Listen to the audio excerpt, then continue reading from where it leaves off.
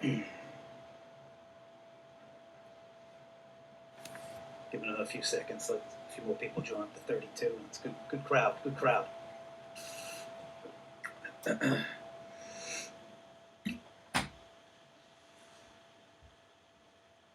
All right, let's kick it off. So, good evening, everyone. OIC board candidates, Chief Warrant Officer Tom Pease, the Rescue and Survival Systems Program Manager at the Office of Boat Forces.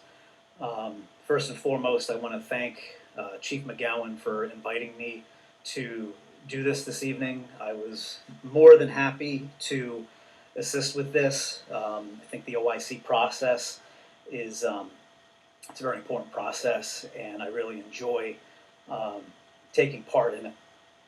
So a little bit about me. Been in the Coast Guard for about 21 and a half years. I've been at the Office of Boat Forces since late April, early May of 2020. Prior to that, I was the first lieutenant on board Coast Guard cutter John Midget. We decommissioned her. She was out of Seattle. Prior to that, I was the officer in charge of Coast Guard Station Oxford. And prior to that, I was the XPO of Coast Guard Station Annapolis. Both those stations in Maryland, of course. And got my certifications in the fall of 2014. As I kind of alluded to last night on the news feed, it was a 2-year-long process for me, and started in the fall of 2012, and up in D1, Sector Boston specifically. 0-3 up there. Took my XPO job in Annapolis. Went to the board down at Sector Maryland National Capital Region. Passed there, and then passed the District 5 board in fall of 2014. And the reason I say that is, a lot of folks are on the fence about doing the board, or I'm on the fence, about maybe next season. You're taking the time out to get on this live feed, on this stream. You're taking the time to, study and do all this stuff. You're putting forth the effort. See it through. Sit for that board. Trust me, I didn't even finish my first board. I was told the board was finished, and I was asked to leave. And the world didn't end. They didn't take away my birthday. I just was persistent and kept going. And that's what you have to do, because if you get into that habit of I'll do it next season, I'll do it in the fall, I'll do it in the spring, I'll do it in the fall, years are going to pass you by, and you might not do it. So commit, do it. You're putting forth the time and effort. There's 50 people on this live stream right now. Whether they're all candidates or not, I don't know. But if there's 50 candidates on here, sit. Put your package in. Chief McGowan and a lot of the people, are rooting for you, myself included. And I am a phone call away. I'm an email away. Please don't hesitate. If you're going to email me, just email me, subject line, OIC boards, and I'll know what it's for. You're going to get an automatic reply. I have that set up just to keep myself organized. Everybody gets one. I will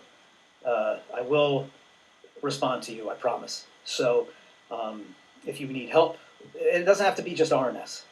Sure, I'm the program manager, but it doesn't have to be just RNS. If you want to talk tactics, I've done two MSSTs, 4 small boat stations, 4 cutters. So that's my 21 years of operational experience. So just reach out. Just reach out. All of us are happy to help. So that's my 2 cents. I could talk about that for the 45 minutes to an hour that I have allotted, but I kind of want to get into our topic of the evening. So so rescue and survival systems. So this is a topic that is not one of those. It's not going to be one of those make or break topics on the board, like work life or command climate, things like that. But it may come up. And if I happen to be invited to sit on a board as a panel member, I'll definitely bring it up. Certain things, of course. So we're going to go over tonight the new manual and the applicable things for you as an officer in charge. So we're not going to go through the whole manual. As you may or may not know, I have a Facebook group strictly for rescue and survival systems. So throughout the month of January, I will be hosting multiple question and answer sessions if you want to go over the whole manual, if you have questions about the manual, general questions. But tonight we're going to focus on specifically your roles and responsibilities as it pertains to you being an officer in charge and rescue and survival systems policies. So let's get into it. So new manual, revision H, was promulgated by CG7 in October of 2020. Okay, so when you're sitting before the board, you want to make sure you have the most up-to-date manual. All right, so always check that revision date. Trust me, I've known people that have been quoting outdated policy. Okay, don't be that person. All right. So October 2020, revision H. It is live on the Office of Boat Forces portal page. Okay, so it's the only copy. So revision H, October 2020.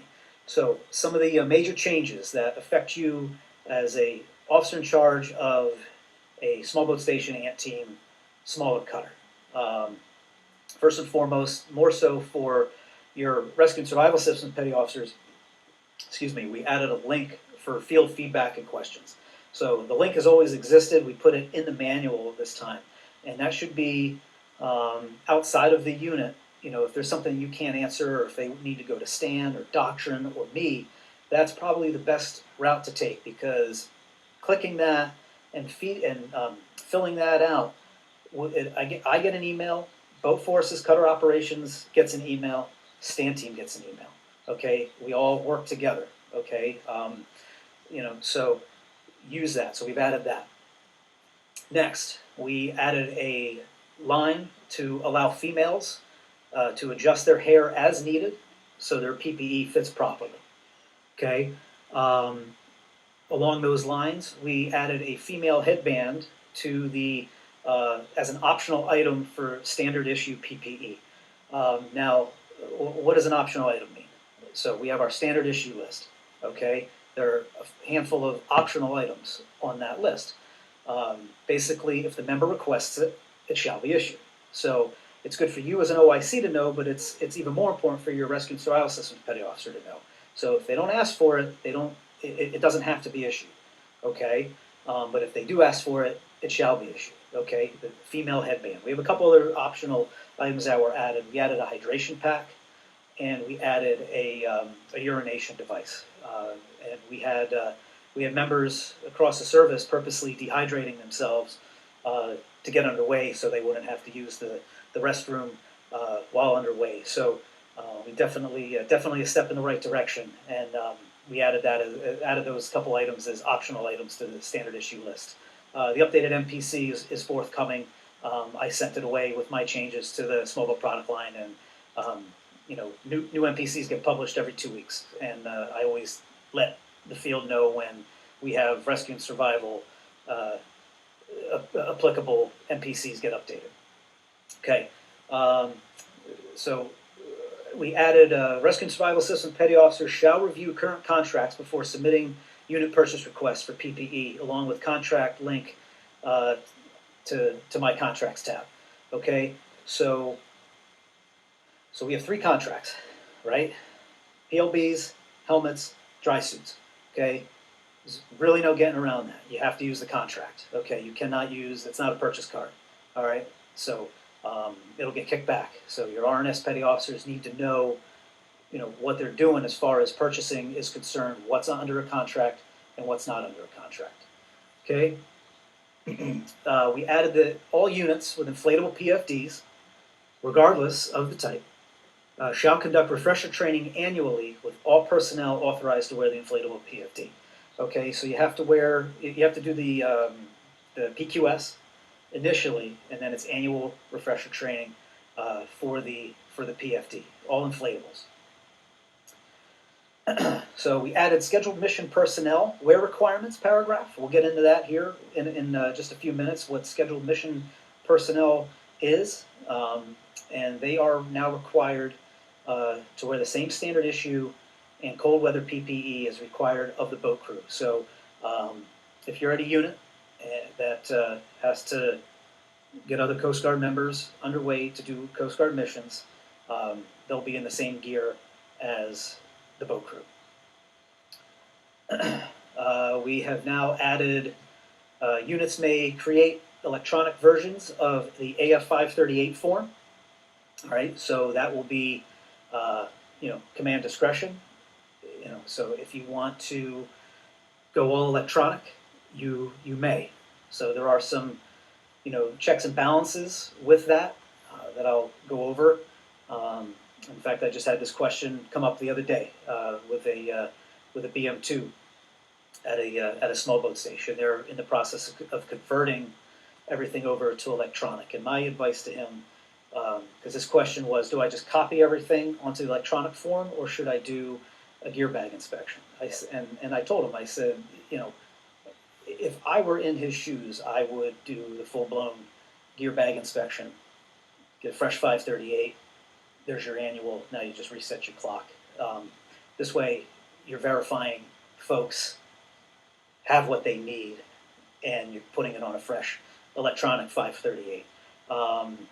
My advice for 538s in electronic form would be password protect and limit who has access to them. Okay, moving on. Okay, for my D9 folks, ice rescue. We added a specific ice rescue PPE maintenance record in the appendices section in the back of the manual where all our maintenance records are kept. So if you are an ice rescue unit, you now have a ice rescue specific PPE maintenance record. And this one was fairly popular. We removed the requirement that the annual PPE inspection be entered in AOPS and TMT.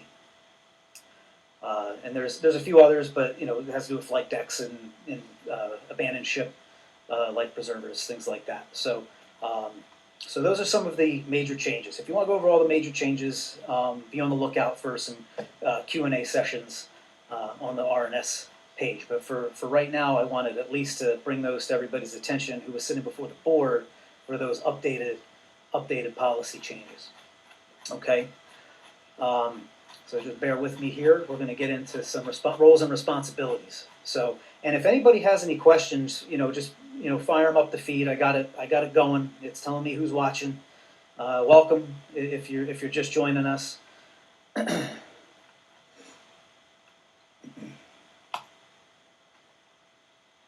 So let's get into our command responsibilities. So if you have a rescue and survival manual in front of you, we're in part 2, general policy, and then chapter 1. I'm not going to read this stuff verbatim.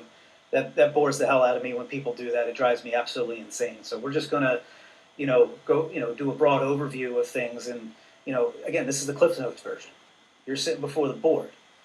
My job and every other instructor doing this, our job is not to give you the answers, right? It's to give you information for you to go research, okay? Take the notes, and then cycle back into the manuals and call me. All right. So we're talking about command responsibility. So ultimately, as the officer in charge, we're responsible for our unit, our boats, our boat crews, and everybody that gets underway. Right. So the RNS manual now breaks it down into 5 separate groups of people. Okay, you have the crew member / break-in crew member. Okay, don't get hung up on the word crew member. That's anyone filling a boat crew role. Okay, so that would be your, unit personnel. Okay, then we have scheduled mission personnel.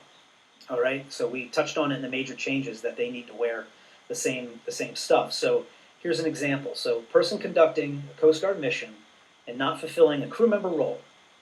Okay, so that could be an inspector, investigator, pollution responder, training team.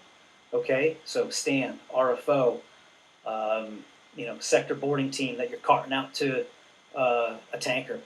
All right, they now have to be in the same PPE as the boat crew. All right, so then we have a scheduled passenger. Okay, so that's a person not conducting a Coast Guard mission and not fulfilling a crew member role.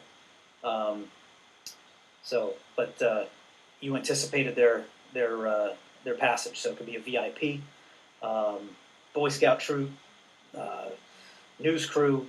So okay,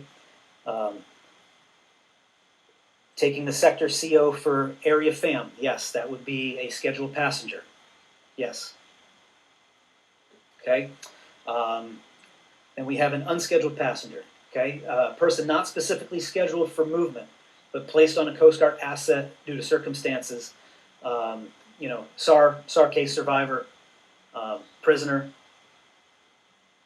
Okay, and then shoreside personnel, and it's personnel conducting pierside inspections and line handlers. So we added them, and then as we go on to the chapter, for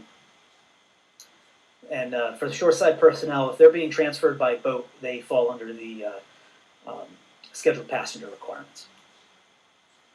Okay, personnel in other government agencies. Okay, a lot of us have to sometimes take Fish and Game or whoever, non-Coast Guard folks out on the boat, right? So an OGA, so they follow their own agency's guidance. Okay.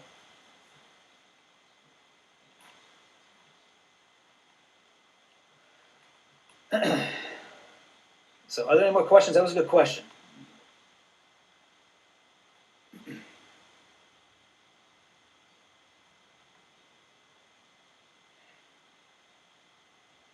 No? Okay, let's move on. All right, so we're still under your command responsibility as an officer in charge. Okay, so the OIC, and we're going to touch on the auxiliary a little bit if you have a flotilla. Okay, when I was the officer in charge at Oxford, we had one flotilla. Okay, and we'll get into them here in a few minutes. Okay, so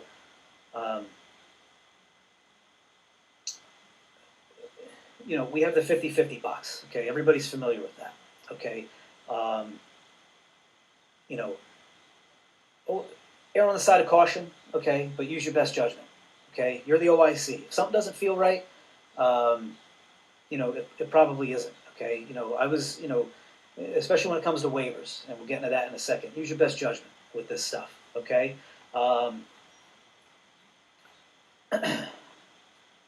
So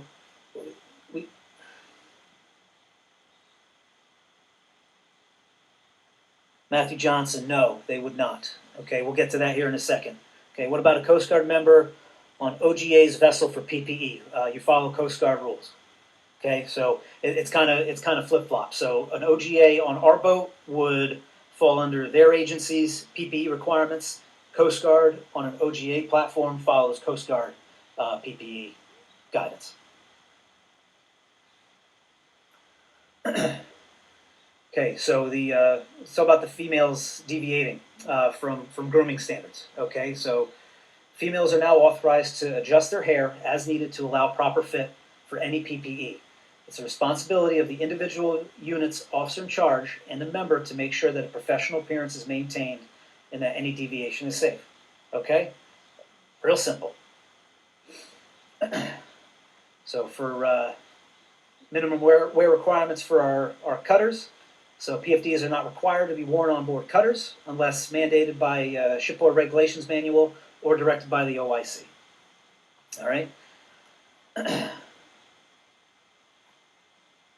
All right, let's get into that scheduled mission personnel wear requirements. Okay, so commands may authorize personnel conducting marine safety missions to wear. So the policy is they wear the same thing as us. However, okay, there's a caveat to this. So commands may authorize personnel conducting marine safety missions to wear anti-exposure coveralls in lieu of a dry suit without a waiver. These maritime safety personnel shall use risk management when conducting cold weather operations. Okay, so this is where you, as the officer in charge, need to have a good working relationship with your RDH or your prevention department head and have an understanding if this is a regular thing. If you're going to be taking sector personnel out on a regular basis, there should be some continuity in the PPE that's worn. Okay, at the end of the day, it's your small boat, and that's as far as I'm concerned, it's where it comes down to. So it's your small boat, it's your 45, it's your 47, it's your 29, and I'll give you a quick example. When I was with MSST Boston, we were doing some ops down on Cape Cod, and we were working out of Station Cape Cod Canal, and the officer in charge granted us. I'm sorry, the officer in charge did not grant us a PPE waiver, okay, for dry suits. So we had to wear dry suits, layers 1, 2, and 3. And some folks decided that they, at the time, were not going to wear their bunny suit under the dry suit. Well, these folks were walking back up to the station, dry suit unzipped down, and they just had their layer 1s on. Well, it wasn't waived that we could do that. The officer in charge was not pleased. So at the end of the day, it's your unit. All right, we got Cody Archibald. I'm sorry if I mispronounced your name. What about for Aton wearing Mustang instead of dry suit? Yep, we're getting to that, but we can skip over it now. Aids and navigation teams are authorized to wear a dry suit in lieu. Are authorized to wear an exposure coverall in lieu of a dry suit while conducting ATON. That is also in here. All right. So scheduled passenger wear requirement. So scheduled passengers. So it goes back to the sector CO example that was brought up earlier in the feed here. So scheduled passengers shall wear a PFD. Scheduled passengers in cold weather shall wear an exposure coveralls or a dry suit. If the sector commander has his or her own dry suit, they can wear it. If not, they can borrow a Mustang. Excuse me, anti-exposure coverall. When I was going through my relief with Bosn Norquist, he drove that into my head because I kept saying Mustang, Mustang, Mustang because it's been driven into my head. Mustang is a brand, anti-exposure coverall is the piece of gear. Unscheduled passengers shall wear PFD when possible. So that's that SAR survivor or prisoner. Wear a PFD when possible. All right. All right. So, Rescue and Survival Systems Petty Officer designation. So this is where, I want to bring up auxiliary and touch on them real quick. So, the RNS Petty Officer shall be designated in writing, E5 or above. I've gotten emails, questions from units that ask, "Hey, Bosun, I got this real squared away, third class. I really want, him or her to, be the RNS Petty Officer. Can I, as the officer in charge, can I designate them as the Rescue and Survival Systems Petty Officer?" Simple answer is no. It has to be an E5 or above. However, you can designate them as the assistant. They do all the, not all the work, but they do the work under the direction and mentorship of that second class. But at the end of the day, that second class is ultimately responsible for the program. Okay. When I was at Oxford, I would periodically check the logs. I would have the RNS Petty Officer, hey, bring me your maintenance logs. And he did a great job. He was my RNS Petty Officer for the better part of my tour there. He did a great job, and that's another thing. Do you switch him out every year? Do you not? It's up to you as the officer in charge. That's your decision as the OIC, and there's no right or wrong answer. You just have to back up what your answer is. Okay, yeah, I'm gonna switch him out every year, or no, I'm not. So let's talk about the auxiliary real quick. So as I alluded to before, I had one flotilla with me in Oxford, and the auxiliary flotilla has an RNS person. Okay. However, it's up to somebody at the unit, typically the OIA, the Order Issuing Authority, for those who aren't familiar with that acronym, to liaise with the flotilla.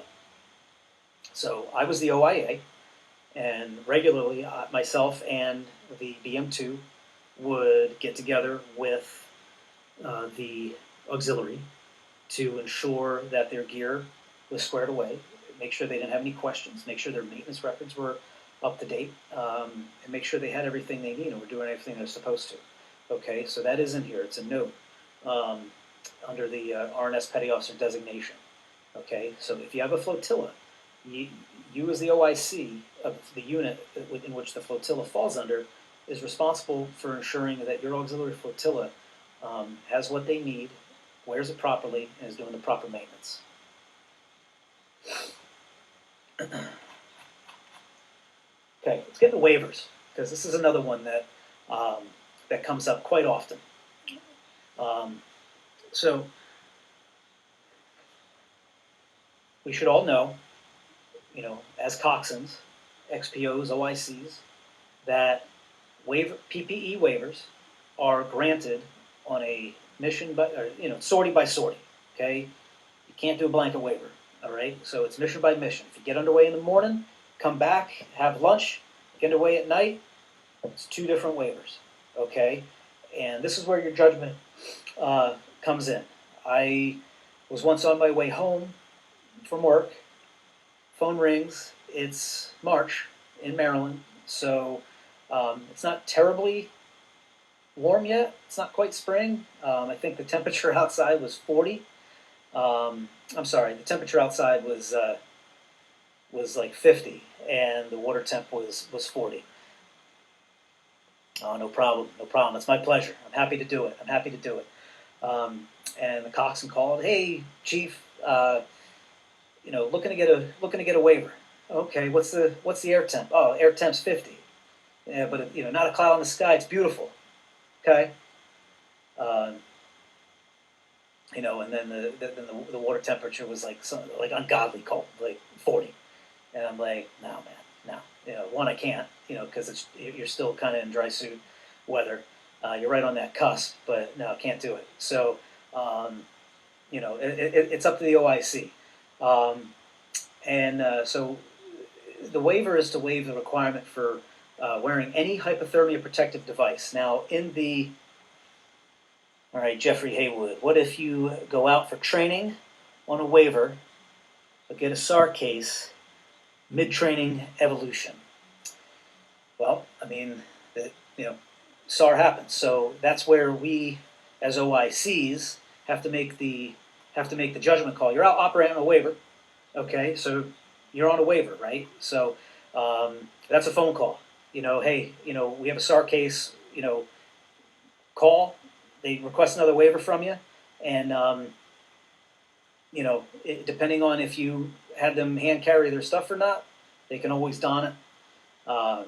So you as the officer in charge need to make that clear. What your expectation is. So that's a great point. Sortie by sortie, right? So it's not blanket. So if you get that SAR case, you can either call, or as the OIC, you can tell them they have to do it. So, see, Gina Slusher says verbal. Yes, if you're not there, so there's plenty of times where I was not physically at work where I got called for a PPE waiver. You can approve it, but as soon as you get back to work, that waiver better be sitting on my desk for my signature to be put into the binder. Separate waiver to not hand carry, correct?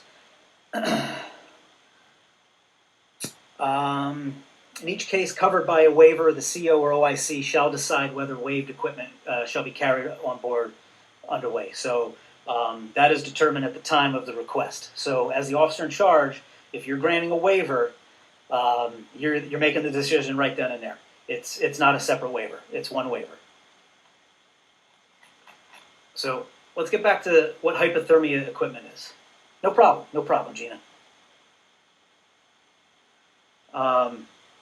So I get this call a lot. So when we talk about hypothermia equipment, what are we talking about? It's this misconception that everyone says, oh, well, the dry suit. No problem, Jeremy, no problem. Appreciate the question. Thank you. So, is the dry suit hypothermia protective, or is it the bunny suit? Okay, so just remember what you're asking. So we provided examples this go around to hopefully curb that. So the example used is not wearing layer 2 under a dry suit, allowing them to wear only operational dress uniforms in dry suit weather, etc. Okay, so I get this phone call a lot. I get the email a lot. Can we get underway with a dry suit and layer 1 on a waiver? The short answer is yes, because you're waiving hypothermia protective equipment. Now, I personally never did that as an officer in charge. If I'm waiving that, I'm just wear ODUs, okay, or I'm not granting the waiver, okay. Either is within policy, so that's where you as the OIC have to make that decision and stick to it and be consistent, okay. So if that question were to come up on the board and you answer it a certain way, stick with your answer, okay. Again, you're the officer in charge. You're operating within policy, okay. So just know that the 50-50 box is covered. If they request a waiver, get that amplifying information. Where are you going? Are you working offshore? Are you working near shore, inshore? I was on the Chesapeake, so we had the bay. We had a lot of rivers and tributaries, so there were a lot of times my crews were getting underway, and it was probably a mile wide. Other times they're out in the bay. What's the weather doing? How long you getting out? How long you going out there? So a lot of things to consider when you're granting a waiver or not. Okay. So let's talk about XPOs. So can an XPO sign a PPE waiver? The answer is if they have bidirection authority, yes, they can. Okay. However, waiver provision is not an authorization to justify granting blanket waivers, okay, in unit operating procedure. Okay, so just because someone has bidirection authority, that's correct, Jeremy, while acting. That's correct, 100%. So they have that bidirection authority. If they're acting, they can sign the waiver, and it's the same process. It has to be signed, put in, and put in the binder. All right. So, and it has to be in writing. So you shall record all waivers with the following information: date, boat number, unit, coxswain, air and water temp, sea state, wind speed, mission, PPE required, PPE being worn, who the OOD and coxswain are, and the OIC signature, okay, written or electronic, okay? So that has to be on there. If it was after hours, when I was the officer in charge, I made it pretty clear that as soon as I break the plane in my office, I better see that waiver sitting on my desk, okay? And then we already talked about it, but it's right there. During ATON missions, boat crews may use an anti-exposure coverall in lieu of a dry suit when air and water temperature are both below 50 degrees at the discretion of the OIC, okay? That too is not a blanket deal, okay? It's not just automatic. Oh, we're doing ATON, we can wear anti-exposure coveralls. You gotta, has to be, at the discretion of the officer in charge. Okay. So any more questions? Here we go. All right. Brandon asks, is that only when acting, or can the OIC give authority, say, when the XPO is the CDO? PPE waivers are granted by the officer in charge if they are present and acting in an OIC capacity. Okay, so the XPO with that bidirection authority can sign when acting.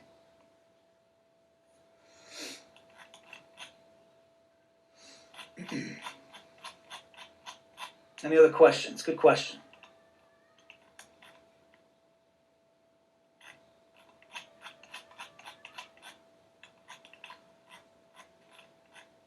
No? Okay.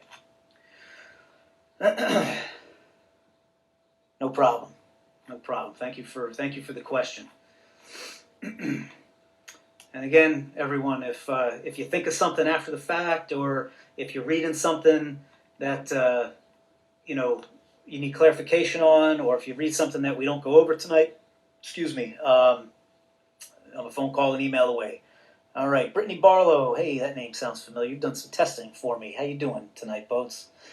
All right. Does the anti-exposure coverall for ATON include when transiting to an area for ATON operations?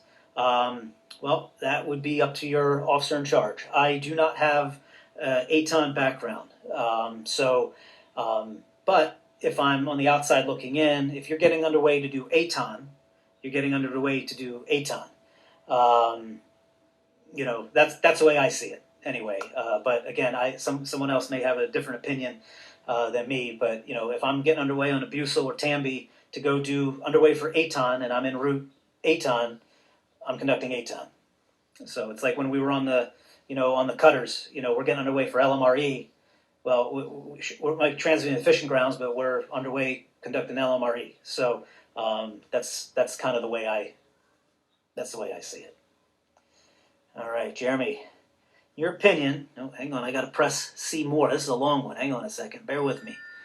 All right, in your opinion, what is an acceptable amount of replacement gear should be stored? What is, oh my goodness gracious, I'm gonna be 40 next week and I'm a mess. In your opinion, what is an acceptable amount of replacement gear should be stored on hand? Stockpile it when you can, or a couple items of each. Just curious. Well, it's funny you ask that, because we're actually getting into. Are you following along in the manual, Jeremy? We're about to get into that. We're about to get into procurement right now. Just kind of broad overview. Okay. We touched on contracts. Okay. PLBs. My memory's for crap. PLB, and I'm the program manager. PLBs, helmets, dry suits. That's under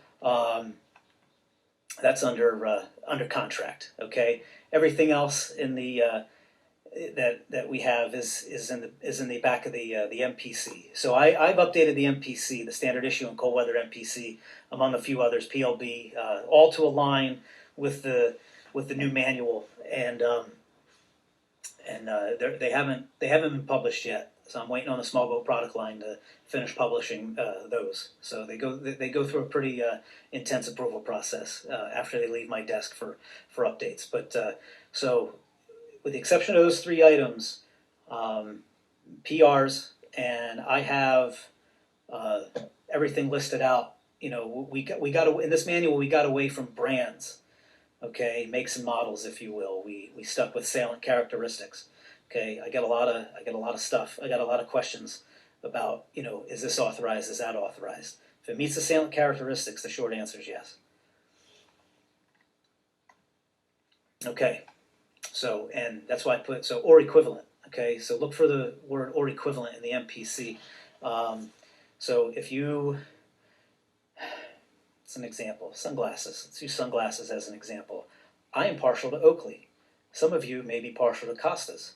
If they have the same salient characteristics, they're both authorized. I'm just using that as an example. Okay. Don't forget free issue. That's right. So on my portal site, hopefully you all have it as a link, a bookmark. On my portal page, there is a link to get free issue from Small Boat Product Line. Okay, certain items. Okay, thank you for that, Matt Williams. Appreciate that. Good on you. Keep me honest. I love it. All right. And then we have links throughout this this manual now, and they're all good. I check them regularly, and if anything ever changes, I'll be sure to get that subscriber email out. Okay. I want to talk about discontinuance real quick. So when I first took over the job in the spring, the float lights that we had, so the SM2, the old legacy float lights that we had, the SM2 were discontinued by Life Saving Systems. They were replaced with the SM3, and Daddy. Hi, buddy. Please do me a pie plate. When I'm done, I'm almost done, okay? Please, okay, please. go ask Mommy. No. Okay. No, take me a pie. So, I got 3 kids and 3 dogs. I'm actually surprised it took this long for somebody to come up. So, buddy, I'll be done. I'll be done in a couple minutes. Go tell Mommy I can't go. But go ask Mommy. We're live. Anything can happen. So when you have a discontinued item, and when you have a discontinued item, and there's new stuff out on the market, okay, you are not authorized to replace that item if it is in. I will go in a few minutes. Go ask Mommy. No, Buddy, I can't. I can't. I'll be right back. I'm sorry, everybody. Terrible.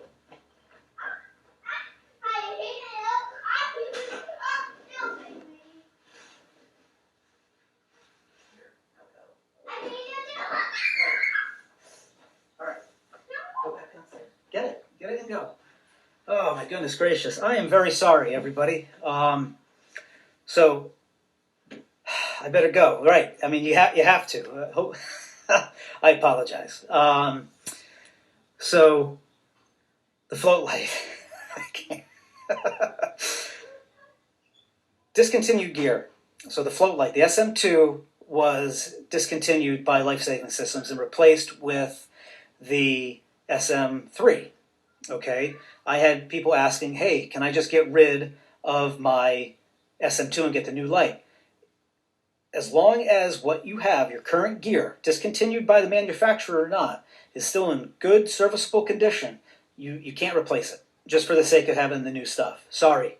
So just want to throw that out there, and that goes for anything. So you continue to use an item until it's no longer serviceable. Okay. So for example, our PLB contract that we have is a Rescue Link 400. Okay. If you're still using McMurdo's Rescue Link Pluses and they're still in serviceable condition, you may still use those. And the batteries haven't expired, you can still use those. Any new purchases go with the new equipment. Does that make sense? If it doesn't, just speak up and we can talk about it. All right, Gina, off-track question. In the new message, it states females can adjust their hair to better fit their helmets. Can you elaborate more on that? Example, one command may approve a single braid, one may not. Some commands may go strictly off uniform manual. I hope that makes sense. No, Gina, it totally makes sense. We did touch on that. I'm going to just read it to you verbatim. Okay, females may adjust their hair to make sure the PPE fits properly. Oh my goodness gracious, where is it? Here we go.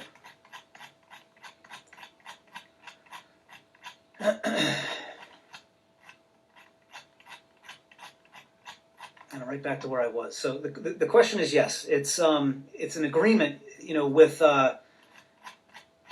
There it is. All right. Females are authorized to adjust their hair as needed to allow proper fit of any PPE. It is the responsibility of the individual unit OIC and member to make sure that a professional appearance is maintained and that any deviation is safe. All right. So if females need to adjust their hair so PPE fits safely and properly, they may do that. It's right there. It's right there in the manual. Females are authorized to adjust their hair as needed for the helmet to fit properly. Okay, so and that's just a conversation that the member needs to have with the OIC, and it's the OIC's job to ensure that is met, and the professional appearance is maintained. Okay, Gina, does that answer your question? Thanks, Dustin.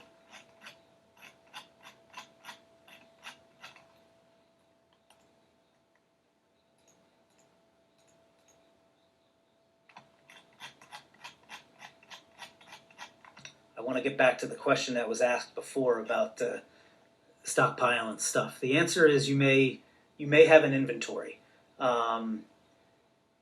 It doesn't necessarily need to be out of control, but regards personally procurement of gear. If a member buys their own gloves, okay. Hopefully, a member is not doing that.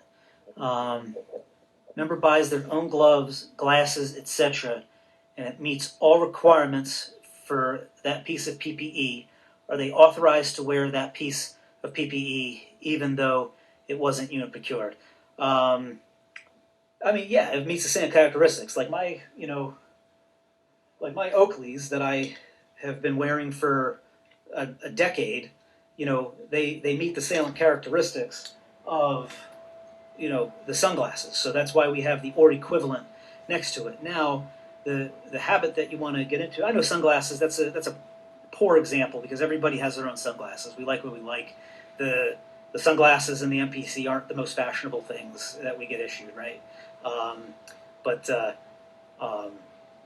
if they break, that it's really on you. So you are issued, this equipment. But yes, I mean you can wear items that you've purchased that meet salient characteristics underway. I use sunglasses as the example because that's probably the most common one. Okay, but that doesn't bypass you not being able to, you not getting issued gear. Okay, so you're still going to have a full gear bag. So if you choose to wear your Oakleys, wear your Oakleys, because just make sure they meet the salient characteristics, which most likely they will. Not a problem. Not a problem. All right, let's get back to Gina. Okay. Okay. All right. It's all good, Gina. No problem. I appreciate you coming along. Not a problem, and thank you for the question. All right. All right. So.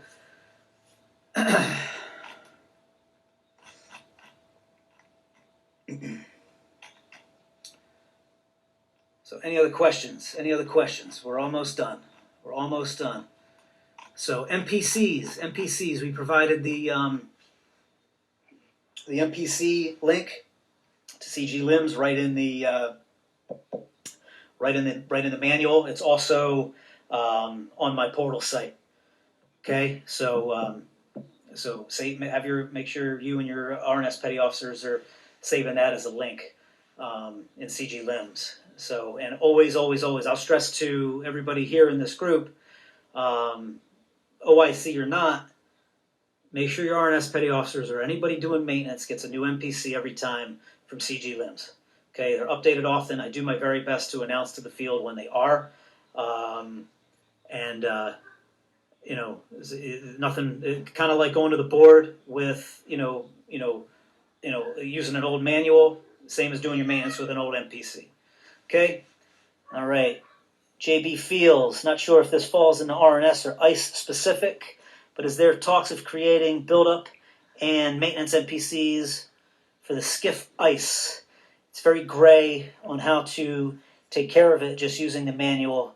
JB, do me a favor. Please send me an email. You and I can talk about this on the phone, and I can involve the platform side of the house with your questions. So let's talk about that tomorrow or the next day or whenever you feel like talking about it. All right, let's see here. Annual PFD refresher. So you can track that locally. So we kind of leave that. We kind of left that gray, just that it's getting done. Okay, so track that locally. If you want to redo the PQS, redate it for a year later, that's perfectly fine. But we left that a little gray on purpose for that OIC discretion.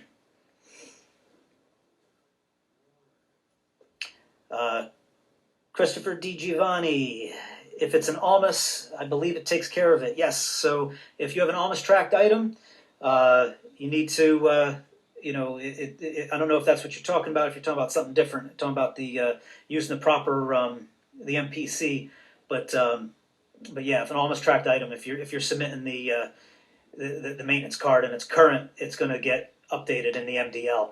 But if you do use an outdated card and submit it, it will get kicked back, and you're going to have to redo it.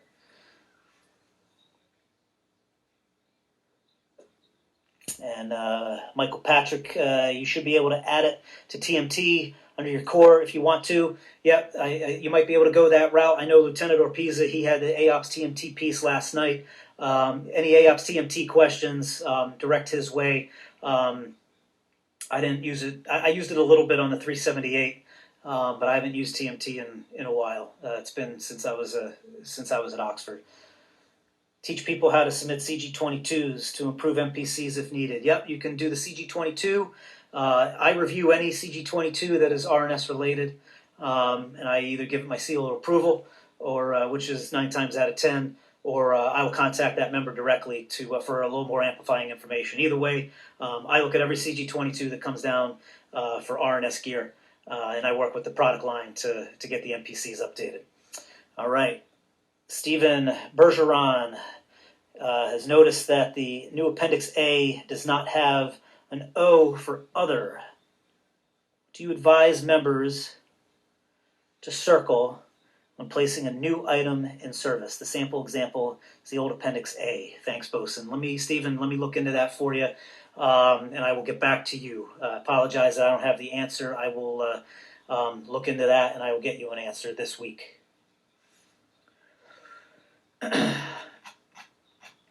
All right, so while we're talking about maintenance real quick, so weekly, monthly, quarterly, semi-annual, annual, and post-use, and MX for maintenance-only activities, okay? No grace periods, all right? So if you're a day late, sorry, you have to, you know the deal. You got to take it out of service, put it back in service, rebuild it up, of course, with the MPC, okay? And let me look at... Yep, there is no other. You're right, Stephen. So I'm gonna take that one for action, okay? And then we'll get it taken care of. So that about does it for me, everybody.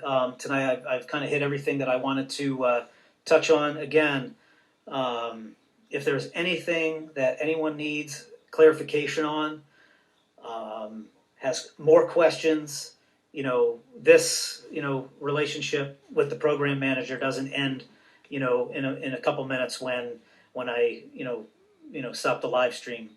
Call me, email me, join the RNS page on Facebook. We're doing question and answer sessions all month long, and then I'm gonna be doing some mentoring, for those who want it. So. So just I'm in global. I think we're up to 2 pieces in global now. It's me, and then there's a seaman somewhere. I used to be it for quite a while, so I want to just hit these real quick before I say goodnight. So hang on just a second.